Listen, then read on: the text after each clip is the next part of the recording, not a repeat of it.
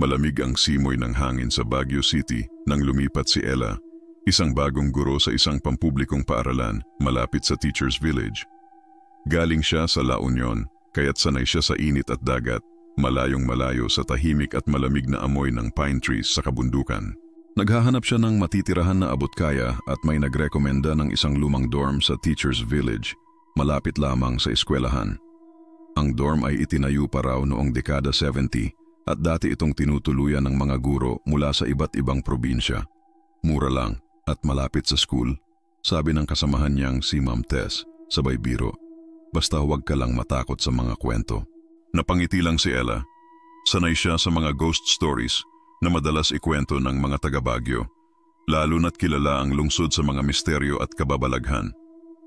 Pero nang dumating siya sa dorm, tila may kakaibang lamig na bumalot sa kanya. Ang gusali ay may 3 palapag. Ang mga dingding ay gawa sa lumang kahoy na kupas na ang kulay at ang sahig ay maririnig ang bawat kaluskos ng yabag. Nakilala niya si Aling Pura, ang matandang tagapangalaga ng dorm. Tahimik itong babae, medyo may kaliitan at laging may dalang rosaryo. Diyan ka sa kwarto sa dulo ng hallway, yung may bintana na tanaw ang pine trees. Pero tumigil si Aling Pura, parang nag-aalangan. Huwag kang lalabas ng kwarto kapag alas 10 na ng gabi, ha? Kahit may marinig ka. Napakunot ang noo ni Ella. Bakit po?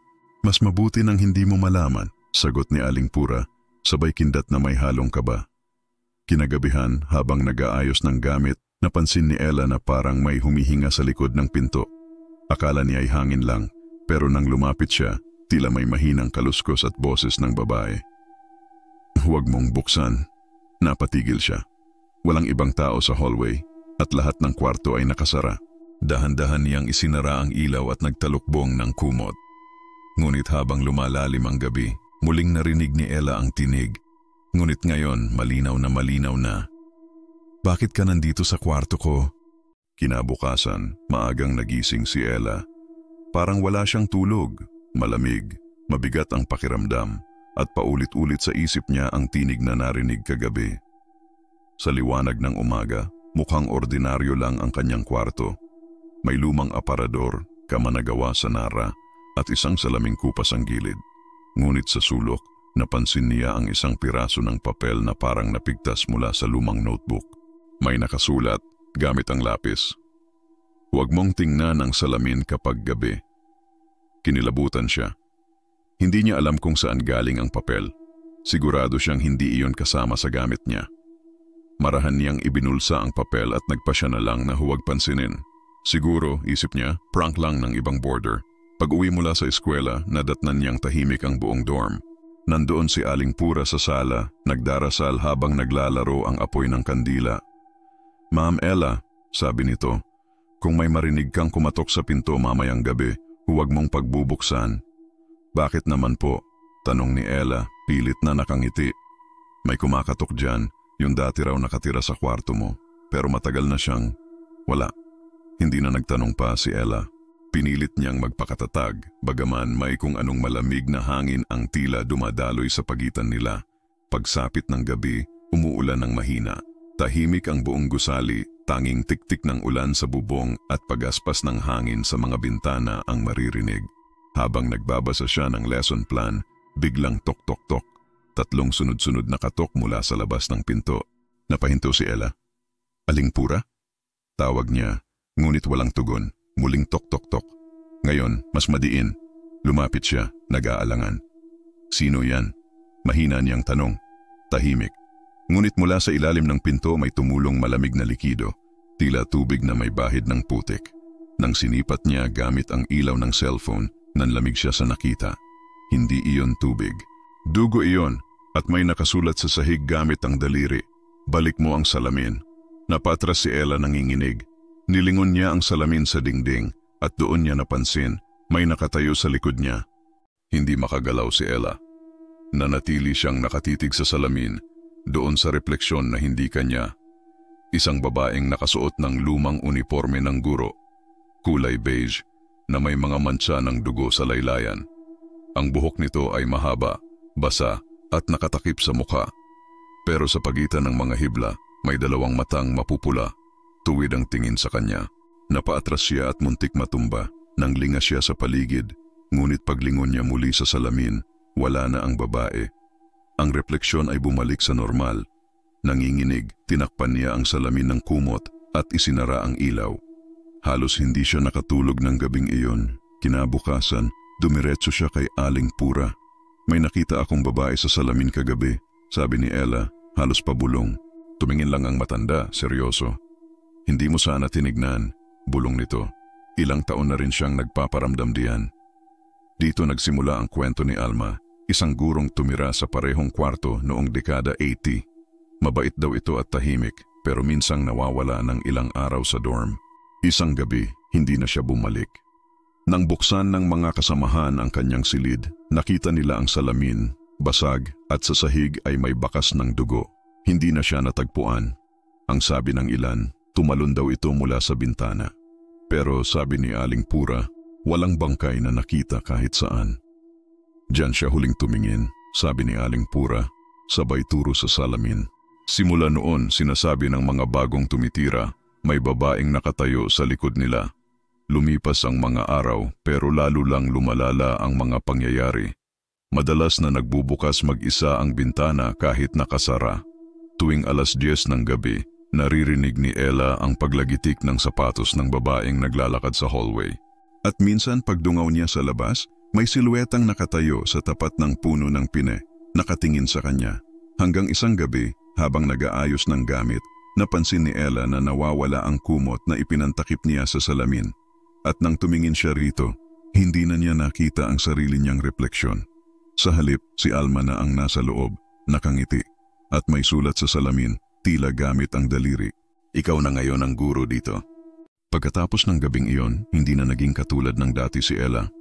Tahimik siya sa paaralan, madalas tulala, at halos hindi nakikipag-usap kahit sa mga kasamahan. Napansin ni Ma'am Tess na dati niyang kasabay mag-lunch na lagi na lang itong may itim na marka sa paligid ng mata, tila puyat o may dinadalang mabigat. Ella, ayos ka lang ba? Tanong ni Tess minsang magkita sila sa faculty room. Ngumiti si Ella pilit. Oo, marami lang ginagawa. Pero may kakaiba sa boses niya, parang malamig, mabagal, at may halong pagod. Pag-uwi niya sa dorm, nadatnan niyang sarado ang gate. Wala si Aling Pura, kaya kinailangang pumasok siya sa likod, sa daanan ng laundry area. Doon, napansin niya ang isang basang tsinelas na babae. Pareho sa nakita niya noon sa salamin. Dito na siya muling kinabahan. Pagpasok sa kanyang kwarto, naamoy niya agad ang amoy ng lumang kandila at bulok na kahoy. May nagsindi ng insenso sa loob, ngunit hindi niya matandaan na siya ang nagsindi nito. Sa ibabaw ng kama may maliit na sobre. Binuksan niya ito at may nakasulat na, "Kapag sumapit ang 3 gabi, huwag ka nang lumabas." Biglang tok-tok-tok. 3 katok sa pinto. Hindi niya sinagot, pero nang dumikit siya sa pinto, may narinig siyang mahinang tinig ng babae. Mahina, parang nagmumula sa ilalim ng lupa. "Bakit mo ako kinuha?" Bumalik sa isip niya ang salamin, ang mukha ni Alma, at ang huling mensaheng nakasulat roon.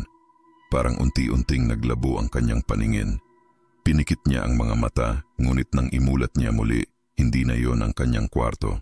Nasa lumang bersyon siya ng dorm, madilim, puno ng alikabok at tila wala pang pintura ang mga pader. Sa gilid, nakita niya ang isang babaeng umiiyak sa harap ng salamin. Si Alma. Nakayuko, nanginginig, may hawak na lumang rosaryo. "Hindi ko sinasadya," bulong ni Alma. "Sinunod ko lang ang boses." Napaatras si Ella. "Boses? Anong boses?" Ngunit bago pa man siya makalapit, biglang bumukas ang bintana at may malamig na hangin na dumaan. Pagmulat niya, nasa kama na ulit siya, pawisan, hinihingal. Akala niya ay panaginip lang, pero sa mesa, may rosaryo na hindi kanya, ang parehong rosaryo na hawak ni Alma. Mula nang lumitaw ang rosaryo sa mesa, naging kakaiba na ang mga gabi ni Ella. Tuwing 10:00, maririnig niya ang mga bulong, mahina pero malinaw, dumadaloy kasabay ng hangin mula sa bintana. Hindi niya alam kung saan nanggagaling, pero parang sinasabi ng boses ang kanyang pangalan. "Ella, tulungan mo ako." Hindi ako makaalis. Ang boses ay malungkot at tila nagmamakaawa. Noong unay pinipilit niyang huwag pansinin, ngunit habang tumatagal, lalong lumalakas, lalo na kapag malapit siya sa salamin. Isang gabi, dinala niya ang rosaryo kay Aling Pura. "Ito po, natagpuan ko sa kwarto," sabi niya. Agad nagbago ang ekspresyon ng matanda, parang natakot. "Ibalik mo yan kung saan mo kinuha," madiin nitong sabi. "Huwag mong hahawakan ng matagal, pag-aari yan ni Alma." Napaatras si Ella. "Pero paano po napunta sa mesa ko? Kapag kinuha mo ang sa kanya, bulong ni Aling Pura, kukunin ka rin niya." Mula noon, halos hindi na lumalabas si Ella sa gabi. Ngunit sa tuwing pipikit siya, nakikita niya ang imahe ng babae sa salamin. Mas malinaw na ngayon, nakangiti, parang inaanyayahan siyang lumapit. Isang madaling araw, nagising siya sa malakas na pag-ugong ng hangin. Pagbukas ng bintana, nakita niyang nakatayo sa tapat ng dorm ang isang babae, nakaputing bestida, walang sapatos. Sa malamlam na ilaw ng poste, nakita niyang nakatingin ito sa kanya. Sabay taas ng kamay, tila may gustong ibigay. Bago pa man siya makagalaw, may kumatok sa pinto. Tok, tok, tok. At kasabay niyon may bumulong sa mismong tainga niya. Malamig, mahina, pero malinaw. "Ibalik mo ako sa salamin." Nanginginig siyang lumapit sa mesa. Nandoon pa rin ang rosaryo, pero ngayon ay may kasamang lumang litrato. Isang babaeng guro na nakangiti, may hawak na folder, at nasa likod ay may nakasulat, "Alma R. Teacher's Dorm, 1983. Kinabukasan, nagpasya siyang hanapin ang kasaysayan ng dorm.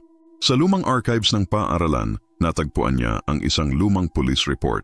Isang guro ang misteryosong nawala matapos sabihing may boses sa salamin na tumatawag sa kanya.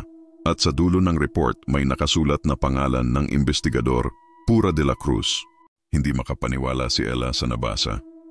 Pura de la Cruz, ang tagapangalaga ng dorm ngayon, siya rin ang investigador sa pagkawala ni Alma, 40 taon na ang nakalipas. Nang gabing iyon, hindi siya mapakali. Dinala niya ang police report pabalik sa dorm, at nang madaanan niya ang maliit na altar ni Aling Pura sa sala, napansin niyang puno iyon ng lumang larawan ng mga guro. Isa sa mga larawan ay kapareho ng nasa litrato ni Alma. Ngunit sa isang sulok ng altar, may isang lumang frame na nakatalikod. Kinuha niya ito, at doon niya nakita ang nakapintang larawan ni Aling Pura noong bata pa. Nakasuot din ng parehong uniforme ng guro. "Isa kang guro noon," bulong ni Ella sa sarili. Bago pa man niya maibalik ang frame, biglang bumukas ang pinto. Nandoon si Aling Pura, nakatitig sa kanya. "Sino nagsabi sa'yo?" Malamig nitong tanong. "Ikaw po ang investigador sa kaso ni Alma, hindi ba?" Matagal bago sumagot si Aling Pura. Tumingin ito sa salamin sa dingding, saka bumuntong hininga. "Oo, pero hindi ako pulis. Ako ang huling nakasama ni Alma bago siya nawala." Dahan-dahan siyang naupo at nagsimula ang kanyang kwento. Noong 1983, magkasama raw silang nagtuturo ni Alma sa parehong paaralan. Nagtira sila sa dorm, sa parehong kwarto na tinutuluyan ngayon ni Ella. Magkaibigan sila, ngunit isang araw, naging kakaiba si Alma. Madalas makipag-usap mag-isa sa harap ng salamin. Laging may sinasabing boses na nagtuturo sa kanya ng mga sikreto ng pagpapakita. Akala ko noon, stress lang. Pero isang gabi, nakita ko siyang nakatayo sa tapat ng salamin, umiiyak, hawak ang rosaryo. Sabi niya, may sumasagot daw sa kanya sa kabilang panig. Kinabukasan wala na siya, at simula noon, gabi-gabi kong naririnig ang mga katok at mga iyak, hanggang sa may dumating na bagong guro, tapos nawala rin. Napayo ko si Aling Pura, nanginginig ang tinig. "At ngayong narito ka, Ella, alam kong siya na ulit yan. Hindi siya titigil hanggat may pumapalit." Tumindig ang balahibo ni Ella. "Anong ibig mong sabihin? Pumapalit?" Tumingin si Aling Pura diretso sa kanya. "Kapag tinanggap mo ang rosaryo, tinanggap mo ang sumpa." Sa sandaling iyon, umihip ang malamig na hangin. Ang mga ilaw ay kumurap. At sa salamin sa likod nila, may babaeng nakatayo, nakangiti at tila lumalapit. Nang makita ni Ella ang babae sa salamin, napaatras siya at halos mabitawan ang hawak na rosaryo. Pero iba na ngayon, hindi na ito refleksyon lamang. Parang unti-unting lumalabas mula sa loob ng salamin ang anino, nagiging malinaw ang hugis ng katawan, hanggang sa lumitaw ang maputlang mukha ni Alma. "Hindi ako makaalis," wika ng tinig. Malamig ngunit puno ng pighati. Siya ang nagsimula nito. Tumingin si Ella kay Aling Pura, ngunit nanatili itong tahimik, tila natigilan sa takot. "Ako lang ang tumulong sa'yo," sagot ni Pura, nanginginig. Ngunit ngumiti si Alma, mapait, at ang mga mata nito'y tila nag-aalab. "Tinulungan mo ako, pero sinarado mo rin ang daan ko." Sa isang iglap, pumutok ang mga ilaw. Ang buong dorm ay nilamon ng dilim. Sa gitna ng kadiliman, naririnig ni Ella ang mga yabag ng hubad na paa sa sahig at mga tinig na nag-uunahan sa paligid. Hindi lang si Alma ang naroon, may iba pa. Maririnig ang mga bulong. "Kasama ka na namin. Walang nakakaalis dito." Ang salamin ay lagusan. Sinubukan ni Ella ang pinto, pero hindi ito mabuksan. Parang may humihila mula sa loob ng salamin. Isang puwersang malamig na tila hangin ng kabilang mundo. Niyakap niya ang rosaryo at sumigaw, "Hindi ako kabilang sa inyo." Biglang may liwanag na lumabas mula sa rosaryo at sa sandaling iyon, muling nakita niya ang itsura ng babae. Hindi na nakakatakot, kundi parang nalulungkot. Bumagsak si Alma sa sahig ng salamin, umiiyak. "Gusto ko lang makauwi." Lumapit si Aling Pura, hawak ang kandila. "Matagal ko nang gustong itigil ito," bulong niya, sabay dasal ng Hail Mary habang inilalapit ang apoy sa salamin. "Kung ito man ang kailangan," pumutok ang salamin at may malamig na hangin na dumaan na parang alon ng usok. Sa loob ng ilang segundo, lahat ay natahimik. Ang tanging naiwan ay mga piraso ng bubog sa sahig at ang rosaryong nakahandusay. Ngunit nang damputin ito ni Ella, napansin niyang may bagong nakaukit sa likod ng krus. "Salamat," pero hindi pa tapos. Nang tumingala siya, nakita niyang basag man ang salamin. Ang refleksyon niya ay nakangiti, kahit hindi naman siya. Akala ni Ella tapos na ang lahat matapos basagin ni Aling Pura ang salamin. Ilang gabi ring walang kakaibang pangyayari. Walang katok, walang bulong, at tahimik ang buong dorm. Pero sa kabila ng katahimikan, may kakaibang pakiramdam siyang hindi maipaliwanag. Parang may mga matang nakamasid sa kanya tuwing gabi. Isang madaling araw, habang naghuhugas siya ng tasa sa kusina, napatingin siya sa salaming bintana. Sa labas, sa ilalim ng mahina at kulay asul na liwanag ng buwan, nakita niyang may mga taong nakatayo, mga siluetang parang nakatingin papasok. Isa, dalawa, tatlo, hanggang sa dumami sila. Lahat ay mga babae, lahat ay nakaputing uniforme. Napaatras si Ella at nang lingunin niya ang basag na salamin sa hallway, nanigas siya sa kinatatayuan. Kahit durug-durug na ito, bawat piraso ay may refleksyon ng ibang mukha, hindi niya sarili. Mga mukha ng mga babaeng nakatingin sa kanya, umiiyak at tila nakulong sa piraso ng bubog. Dali-dali siyang tumakbo sa kwarto ni Aling Pura, ngunit pagdating niya roon, sarado ang pinto. Kumakatok siya ng mariin. "Aling Pura, nandyan po ba kayo?" Walang sumasagot. Pagbukas niya ng pinto, naamoy agad niya ang matapang na amoy ng kandila at insenso. Nakaupo si Aling Pura sa gitna ng kwarto, nakapikit, nakapaligid ang mga lumang larawan ng mga guro, at sa harapan niya may isa pang salamin, mas maliit pero buo. "Hindi pa tayo ligtas," bulong ni Aling Pura nang imulat ang mga mata. "Akala ko'y isa lang si Alma, pero marami sila." Lahat ng nawala rito nakulong sa refleksyon. Tumingin siya kay Ella. Ang dorm na ito, itinayo sa lupaing dati, ay sementeryo ng mga guro noong panahon ng giyera. Ang unang salamin ay ginamit sa isang ritual, isang paraan daw upang makipag-usap sa mga nawala. Pero nang magkamali ng dasal ang unang gumamit, nagbukas ito ng lagusan. Nang marinig iyon, biglang lumamig ang paligid. Tumayo si Ella at napansin niyang bumabalik ang mga boses. Mula sa pader, sa sahig, sa basag na bubog, lahat nagbubulong ng parehong bagay. "Tulungan mo kaming lumabas. Tingnan mo kami. Tingnan mo sa salamin." Habang lumalakas ang mga tinig, unti-unting lumabo ang hangin at nakita niyang ang bawat piraso ng basag na salamin ay nagsisimulang gumalaw, para bang muling nagbubuo. Unti-unting nagsasanib ang mga basag na piraso ng salamin sa hallway. Parang may humihigop na puwersa umiikot sa gitna ng hangin, kasabay ng pag-ikot ng mga tinig na dumadaloy sa paligid ni Ella at Aling Pura. Ang malamig na hangin ay tila may buhay, at sa bawat paghinga nila parang may sumasabay na ibang hininga. Aling Pura, sigaw ni Ella, pilit nilalapitan ang matanda. Anong nangyayari? Bumabalik ang lagusan, sagot nito habang hawak ang rosaryo, nanginginig. Kapag muling nabuo ang salamin, tuluyan na silang makakalabas. Pero baka hindi lang sila, baka pati ang kinuha nila noon. Lalong lumakas ang hangin at ang mga kandila ay isa-isang namatay. Tanging liwanag mula sa buwan ang pumapasok sa bintana. Sa gitna ng hallway, kumikislap na ang salamin. Ngunit sa refleksyon, hindi si Ella at Aling Pura ang makikita, kundi mga mukha ng iba't ibang guro, estudyante at isang lalaking nakaitim na tila walang mukha. Narinig ni Ella ang boses ni Alma, malinaw mula sa loob ng salamin. Ella, tulungan mo kami. Kailangan naming makaalis. Ngunit may isa pang boses, mas mababa, malalim, parang mula sa kailaliman ng lupa. Huwag mo silang hayaang lumabas. Ang lalabas ay hindi lang sila. Napahawak si Ella sa ulo, parang pinipilit siyang kontrolin ng dalawang boses na nagtatalo. Napasigaw siya, "Anong gagawin ko?" "Pasagin mo ulit," sigaw ni Aling Pura. Bago magsanib ng buo ang salamin, kinuha ni Ella ang malaking krus ng rosaryo at buong lakas na inihampas sa gitna ng salamin. Pumutok ito sa malakas na tunog, ngunit sa halip na mabasag, sumingaw mula rito ang makapal na usok na kulay abo at may mga kamay na lumabas, pilit na umaabot sa kanila. Isa sa mga kamay ang humawak sa braso ni Aling Pura at hinila ito. "Hindi!" sigaw ni Ella, pero huli na. Nakita niyang tuluyang nilamon ng usok si Aling Pura hanggang sa mawala ito sa harap niya. Nang humupa ang usok, tahimik ulit ang dorm. Wala na si Aling Pura. Wala na rin ang salamin. Tanging naiwan ay ang rosaryong nahulog sa sahig. Nang pulutin ni Ella, may narinig siyang mahinang tinig sa kanyang likod. Boses ni Aling Pura.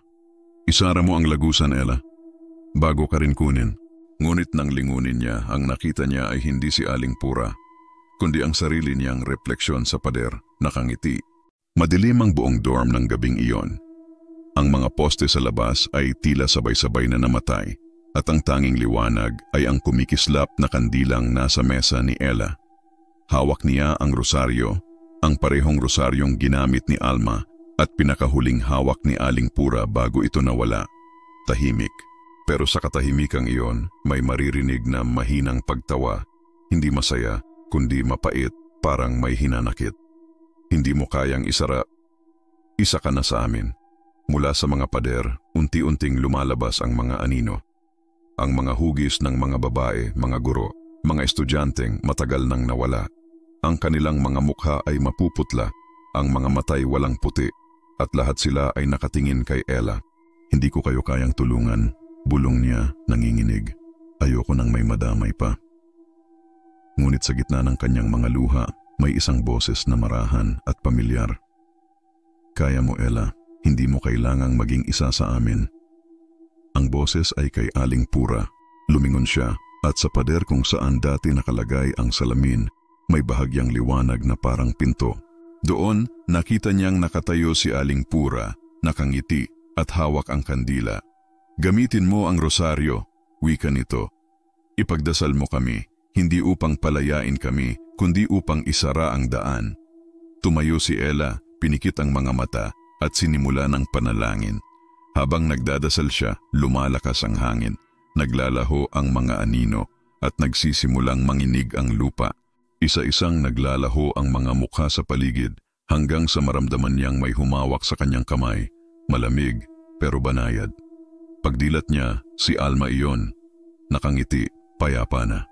"Salamat," sabi nito, "pwede na akong umuwi."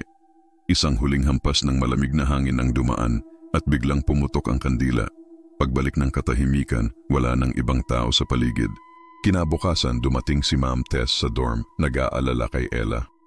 Bukas ang pinto ng kwarto pero walang katao-tao. Sa mesa, may naiwan lang na lumang rosaryo at isang sulat sa papel na tila luma na. Sarado na ang lagusan. Wag na sanang may pumasok muli. Mula noon, isinara ang lumang dorm sa Teachers Village. Wala nang tumira roon. Pero sabi ng mga residente, tuwing madaling araw kapag taglamig may maririnig pa rin silang boses ng babaeng nagdadasal sa loob. At minsan sa lumang bintana sa itaas may refleksyon ng gurong nakatingin sa ibaba, hawak ang rosaryo at tahimik na nakangiti.